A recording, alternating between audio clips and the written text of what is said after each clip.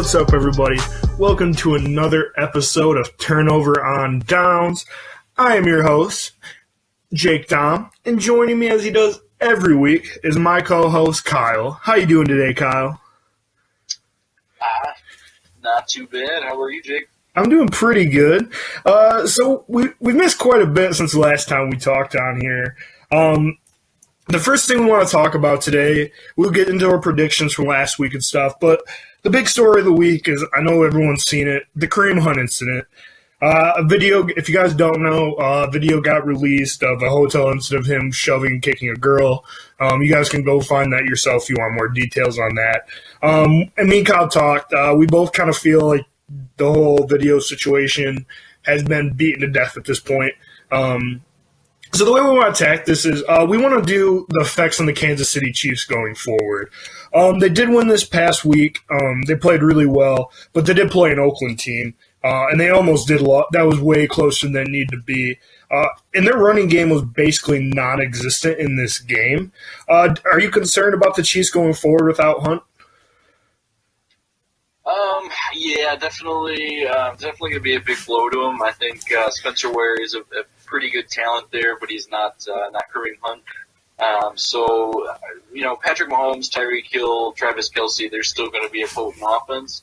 But combined with their pretty lackluster defense, I think it'll definitely hurt him going forward. Making a playoff run a little bit more difficult for him.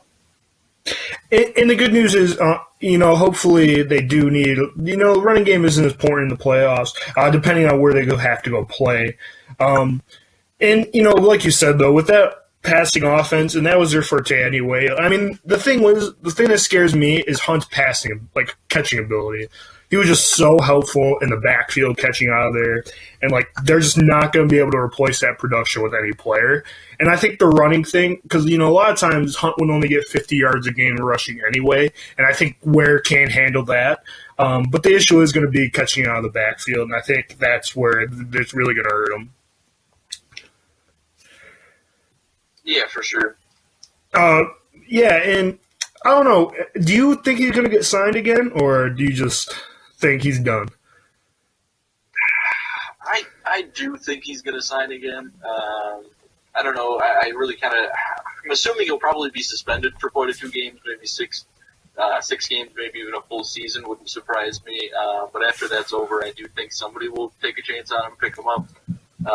Just try to maybe make that push towards the playoffs, or get a good young player for a rebuild, whatever the case may be. I think somebody will take a chance. Yeah, I think you just hit the nail on the head there. I think the NFL has shown that it doesn't matter about your past as long as you're talented.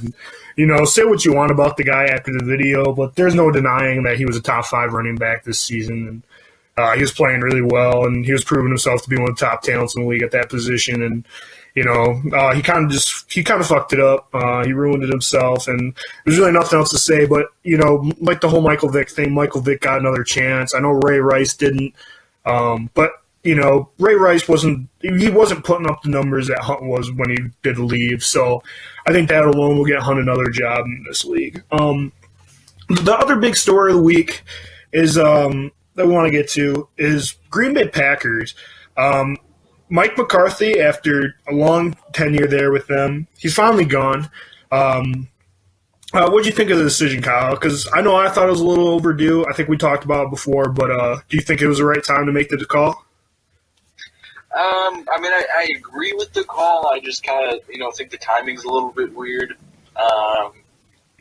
Let him, especially, all he's done for the team. I think he kind of hindered them a little bit, but I think it was 9 out of the 12 years that he was coached that made the playoffs, the Super Bowl win, all that. So I think it was kind of disrespectful to fire him right kind of at the end of the season, at least give him the rest of the year, and then after the season's over, give him the boot or whatever. But, I agree overall with the decision. I just thought it was kind of weird timing. Yeah, and, he did have a good record. He was there. He went 125 and 77. He was 10-8 in the postseason, but that is a winning record, and that's all you can really ask for. But, I just think at this point, at that point in time, I think he just ran his course there in Green Bay, and I think they need a new voice. I think McCarthy will get another job. I'll be upset if he doesn't. Cause I do think he deserves it. He's proven that he can win in this league. I know a lot of people might think that is just because of Aaron Rodgers, but he did have to manage that personality and deal with everybody in the locker room, and he's shown that he can do that with Brett Favre as well before Aaron Rodgers even started. But who do you think they're going to get to replace him?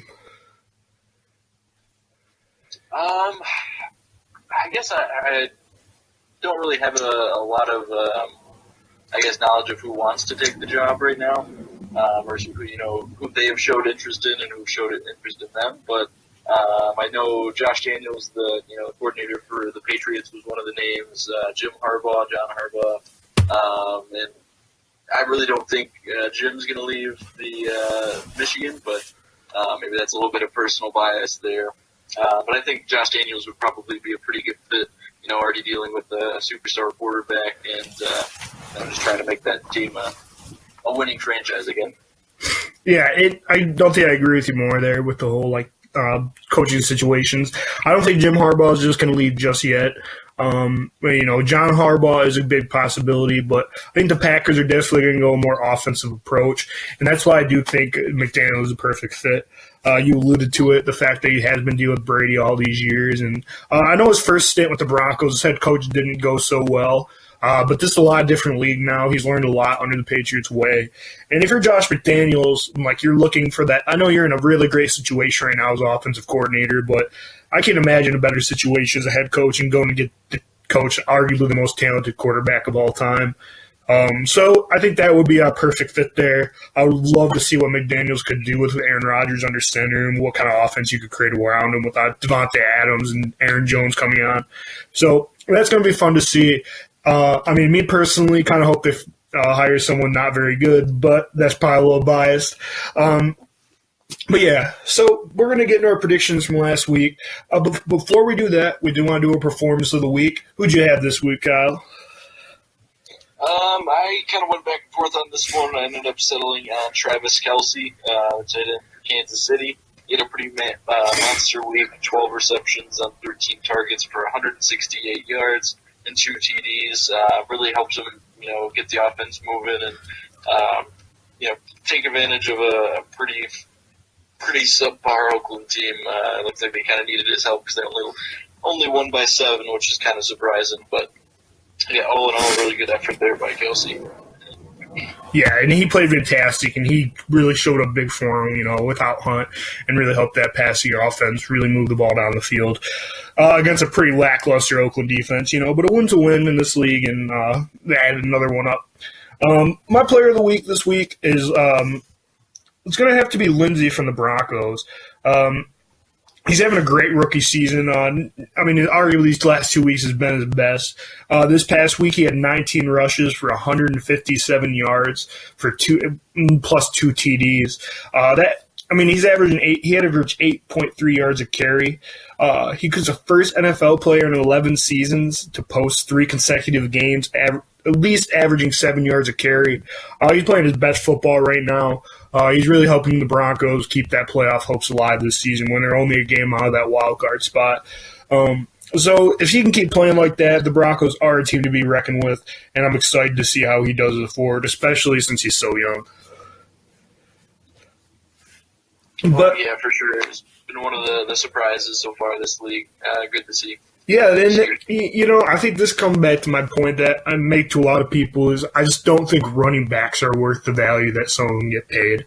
I know there's obviously exceptions, like a Gurley or an Elliott, but other than that, I think that after those couple guys, I think it's all pretty even, and I think a lot of these rookie running backs coming up like Kerryon Johnson, Lindsey, Penny, and all those guys are really showing you that you can be a young guy coming into the offense and just slide right in. But let's get into our games from last week.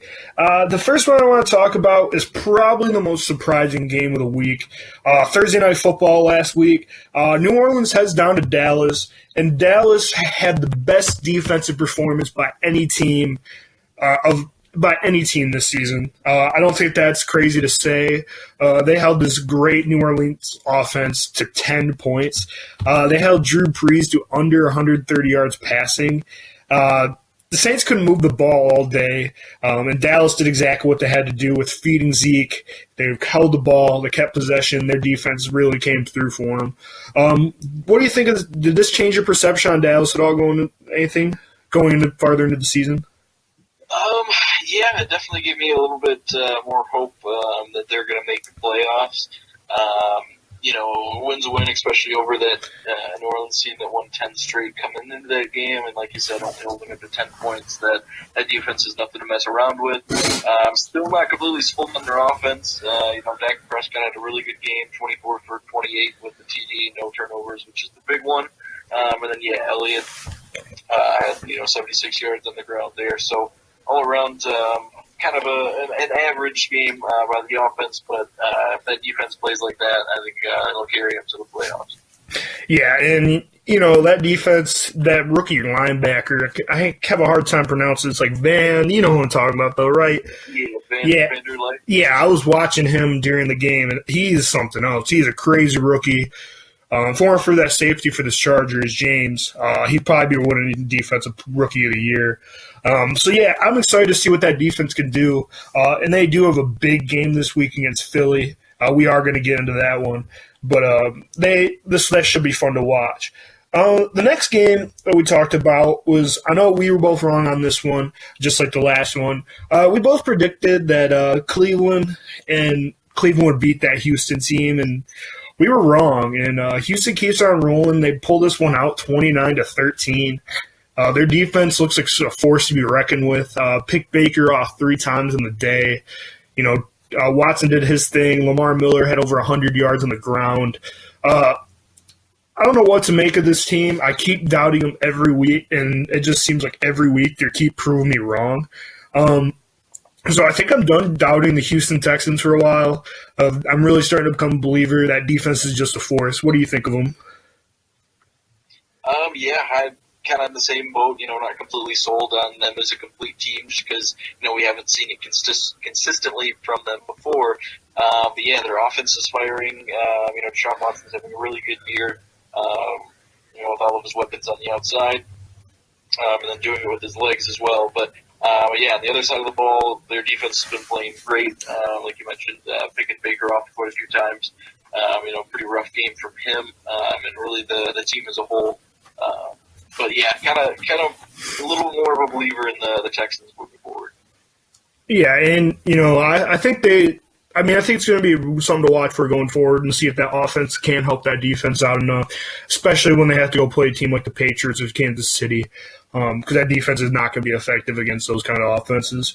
So that's going to be interesting to see. But the next game that we talked about is Chicago and the Giants. I was wrong on this one as well. I had a really bad week predicting. Chicago went into the Meadowlands, and they did not. They ended up losing 27-30 in overtime. Less than 2 minutes left. The Bears drive down and somehow get that touchdown tied up with no time left, and they can't pull out the rest through. That team really does miss Mitchell Trubisky, I think. I'm not the biggest Mitchell believer, but he's way better than Chase Daniel, obviously. And that would have been a big win for him, given a bigger lead against Minnesota. But they still have a game and a half on them.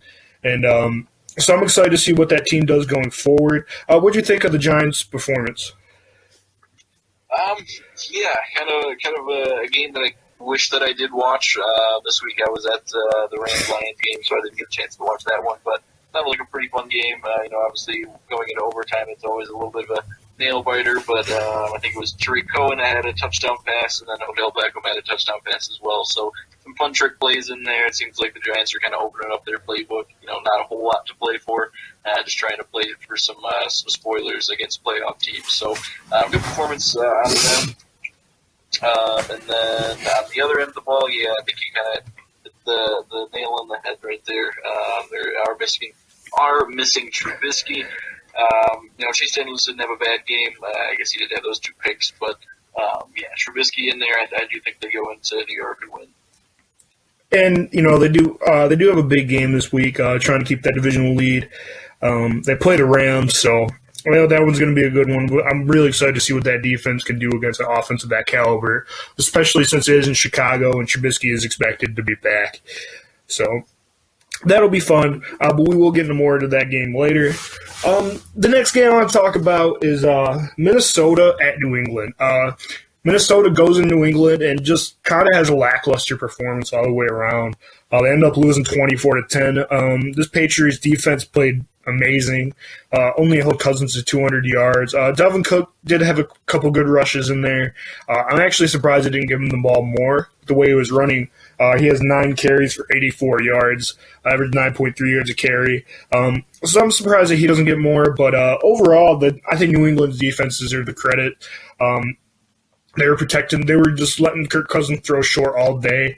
He completed 32 passes, but only for 200 yards. And I think that just kind of tells you the tale of the game from what I watched. It was just dump off after dump off after dump off. So what do you think about this New England team going forward? Because it seems like they do every year, they're starting to click at the right cylinders at the right time. Yeah, for sure. It's always hard to jump on the Patriots. Patriots dynasty is over. I've trained, halfway through the seasons. They seem like they do it every year. They'll start off slow, lose a couple of games, and everybody starts to worry, and then end up, right back in the playoffs and the Super Bowl, and then a lot of the times winning that Super Bowl. So, yeah, good performance there. It's good to see that their defense is finally clicking. Tom Brady's old, not having the seasons that he's used to having, so nice to get some help on the defense there. But Tom Brady did play real well. He had over 300 yards and a touchdown. So, and then I believe that was the game that he hit the 1,000 yards rushing, so that was pretty cool to see. Yeah, 1,000 yards rushing, it's kind of crazy that Tom Brady's 1,000 yards rushing in this league, but, when he played for as long as he has, it's obviously going to rack up over time. But last but not least, the Chargers went to Pittsburgh this week. They ended up pulling this game out 33-30. I don't know if you've seen the last sequence, but what happened was they went to go kick the field goal, and they miss, and they get a holding call. There's an offside call on the Steelers. So they get to re-kick it, and they miss again, and there's another offside in the Steelers. And then the third time, they make it through, but there's still another offside on the Steelers. So that was a pretty crazy sequence. They gave the LA Chargers kicker 3 tries, and no matter what kicker, if you give them 3 tries like that, they're not going to miss. And he did miss the first 2, so Steelers kind of shot themselves in the foot.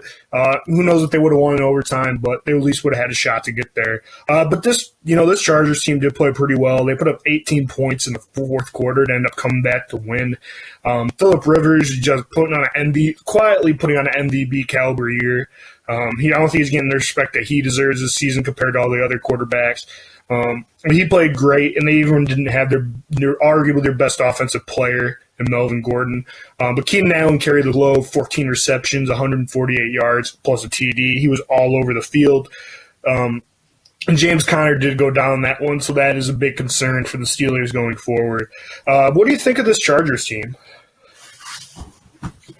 It's kind of hard to judge. One week they're playing really well, beating Pittsburgh on the road, and then the next week they're losing to Denver. So, kind of strange. I definitely think they'll make the playoffs, and I definitely think that they're a really good matchup against really any of the teams, especially when that defense gets going a little bit more. I think they have more potential. And then, with Phillip Rivers on the offensive side of the ball, he's always putting his team in a position to win. And then hopefully they get Gordon back for the playoffs, and that'll definitely help him out as well. And then on the flip side, Pittsburgh, I think they played well enough to win this game. And it just kind of didn't happen for them, but they're kind of still in control of that division, and definitely I doubt the Ravens will catch them, but if they do, they should be able to secure a wild card spot. So both of these teams probably going into the playoffs, and it's we'll see, I guess, just how far they go. Yeah, that's going to be fun to watch. And on your Denver point, say what you want about the Broncos, but like you said, they did beat the Chargers. But that next week, they did. Guess who they beat? They beat Pittsburgh. So they beat both these teams, and all of a sudden they're only a game out, and they do play San Francisco this week. So that's probably another W right there, and they could be right back in the thick of this race. So that'll be fun to see.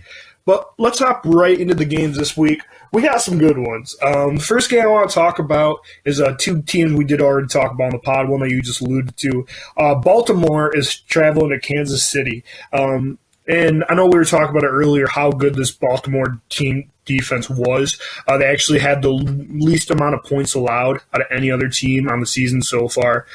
So I'm excited to see what this defense can do against this great Kansas City offense. And yes, they're still great without Kareem Hunt.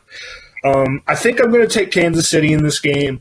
I know that Denver, I think it's going to be somewhat close because I think that Ravens are going to be able to run the ball and be able to kind of control it a little bit. But I think it's going to come down to Patrick Mahomes just making throws in the fourth quarter and Tyreek Hill probably making some big 90-yard catch at the end of the game to help win it out. But I think it's going to come down to Patrick Mahomes just making the right throws in the fourth quarter. And I just don't think Lamar Jackson's there yet to be able to compete with that. Yeah, for sure. And I'm going to agree with you on that pick as well. I think Kansas City at home is going to pull off that win. They just have more talents on the offensive side of the ball.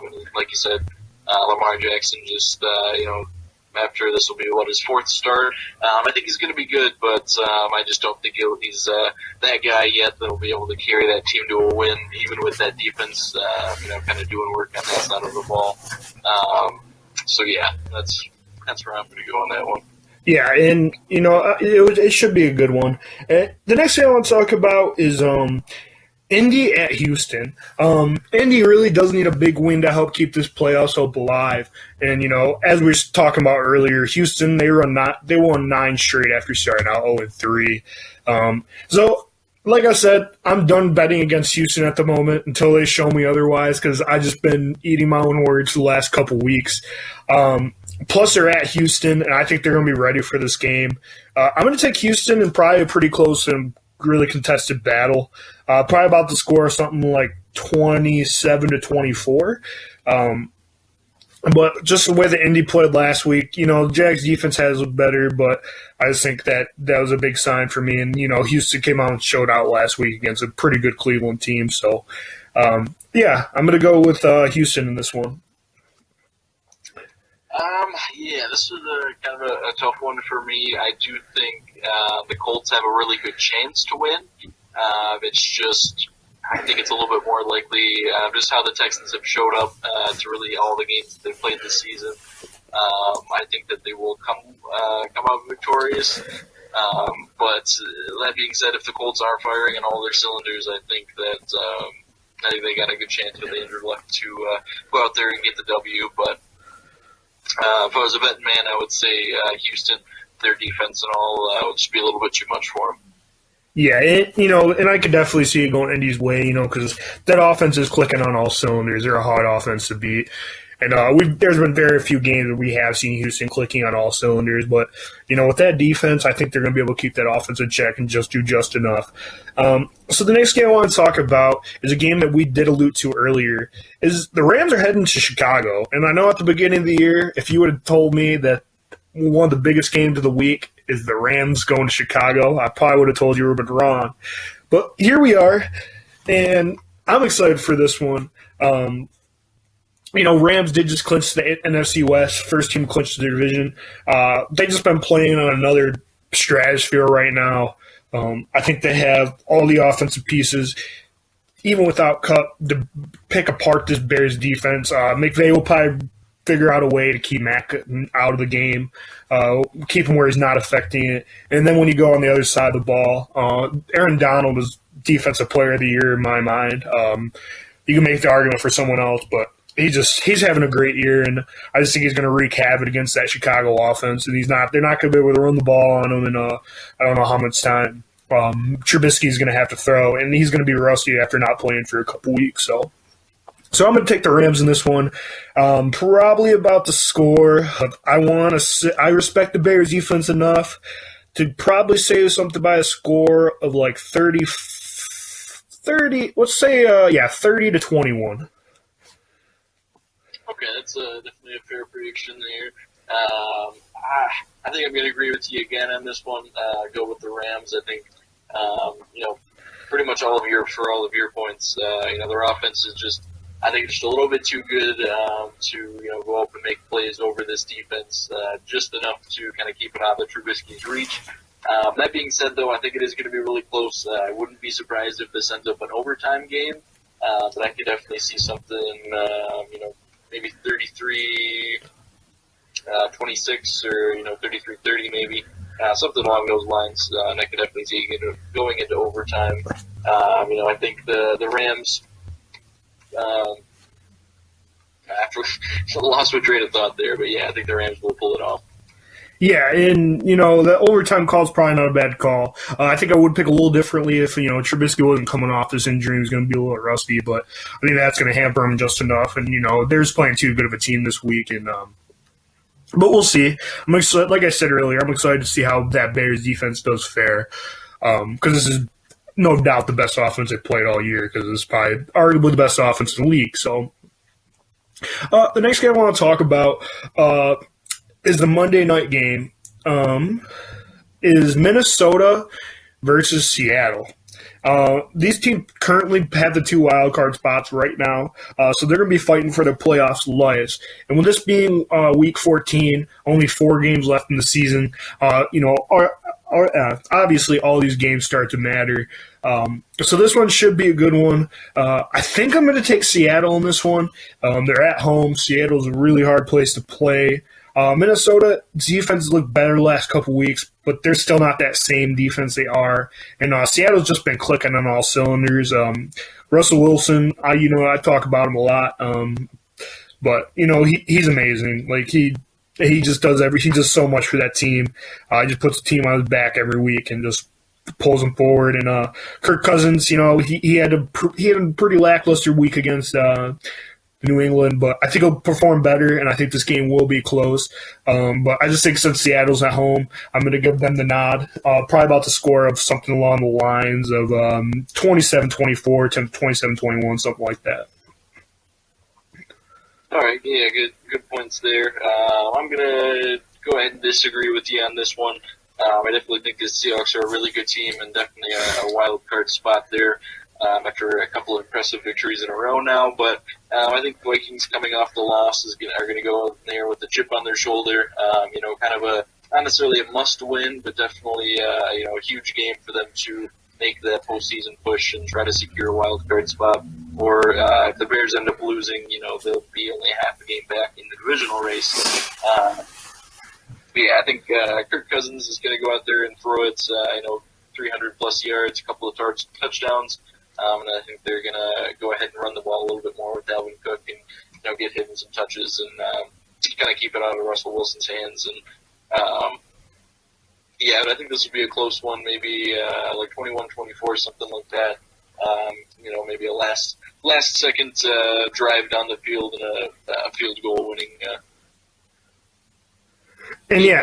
And I hope it's a good one, because after that Philly-Washington last Monday night, and that just wasn't that great of a game. But I hope this one's better. We haven't had a good Monday night football game in a while. But the last game I want to talk about this week is the NFC East Showdown. We got Philly traveling to Dallas. And this one's going to be for the division lead. And like I said earlier, only 4 weeks left. This is going to be a huge game for both teams. They both need this. Dallas currently has a game lead. So Philly's probably going to be playing with pretty desperate here. But with the way that Dallas defense played last week against the Saints, I think their confidence is probably at an all-time high right now of the season. I know that can be dangerous, but I just think with the Cowboys team, they've just been playing with a different swagger the last couple weeks. Elliott's been getting it going. And this Philly team did look pretty good against the Redskins last week, but let's not forget that Mark Sanchez was playing the second half of that football game.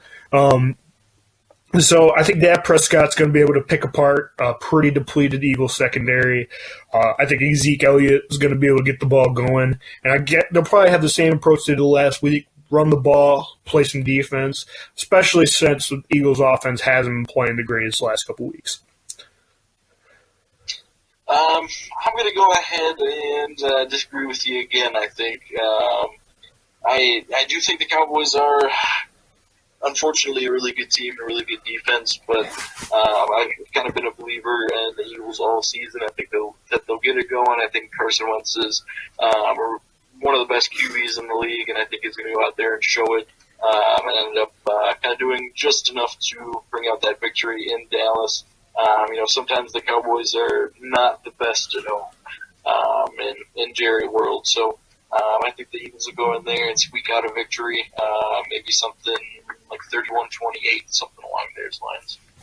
Yeah, like we said, that's going to be a good one, and it's for the NFC East lead right now, and both those teams are going to come ready to play and ready to go, and I'm just hoping for a good one there. So I think that's all we have for you guys. I did want to throw out two quick little news updates. The Bills did cut Kelvin Benjamin, and Emmanuel Sanders is out for the year. So that'll be interesting to see where those teams going forward, to see where Kelvin Benjamin lands going forward. Because I think he'll get another shot. I don't know how much he has left. He hasn't looked good, since his rookie year. But I don't know. I think one team could definitely take a shot at him and see what he can do. And then Emmanuel Sanders, arguably the best wide receiver on that Broncos team. But at least he'll help those younger guys step up, and that's probably more important for the Broncos' development at the moment. Oh, for sure. But yeah, I just wanted to show those out there. Nothing too big of note. But yeah, I think that's all we're going to have for you guys this week. We will see you guys next week, and thank you guys so much for listening.